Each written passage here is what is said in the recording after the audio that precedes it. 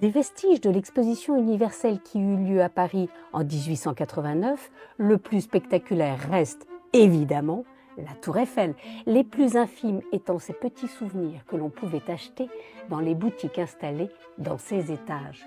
Parmi ceux-là, les plus fragiles sont à n'en pas douter ceux qui furent réalisés en tissu, comme ce rarissime foulard commémoratif tissé pour l'occasion. Le plan qui forme son assise est des plus succincts. On le soupçonne de ne servir que de piédestal à la jeune dame de fer que l'on avait décidé de peindre en rouge, comme si elle allait rougir d'être le centre de toutes les attentions. Le drapeau gigantesque que l'on a planté à son sommet semble, lui, n'être qu'un mouchoir qu'elle agite pour saluer le flot de curieux qui, à ses pieds, est réduit à une foultitude de traits. Cherchant à tutoyer comme elle les cieux, un ballon captif, dont on a volontairement gommé le cordage, donne à ses passagers la double joie de découvrir Paris comme jamais ils ne l'avaient vu jusque-là, en un mot, comme des oiseaux. Ce ballon, c'est celui de la Chambre.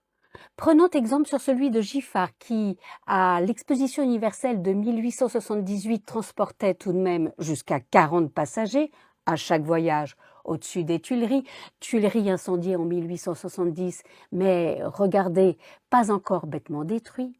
La Chambre donc avait réussi à implanter son engin au milieu du Champ de Mars, soit au plus près du clou du spectacle.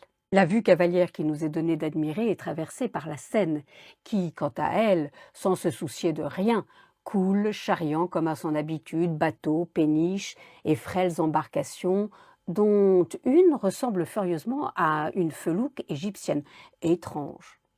Pour échapper au courant de l'onde, nous sautons sur le pont d'Iéna, que protègent les 4 statues de pierre figurant les âges de l'équitation, l'âge arabe, grec, gaulois et romain.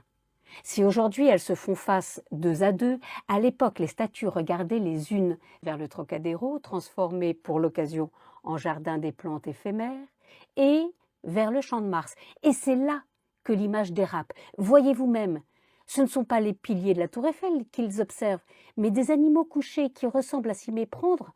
Mais oui, au sphinx de l'allée du temple de Luxor. La felouque n'aurait pas été là par hasard. Ah, n'étant visiblement pas à une inexactitude fantasque près, le dessinateur du foulard, en vrai cabotin, a également flanqué les 4 coins du 2e étage de statues de la renommée qui, trompette en main, sont sans doute en train de claironner, comme le font silencieusement les sphinx, le succès à venir et la postérité à perpétuité de la tour de Gustave Eiffel. Ce rare foulard canaille est en vente à la librairie Villabrona.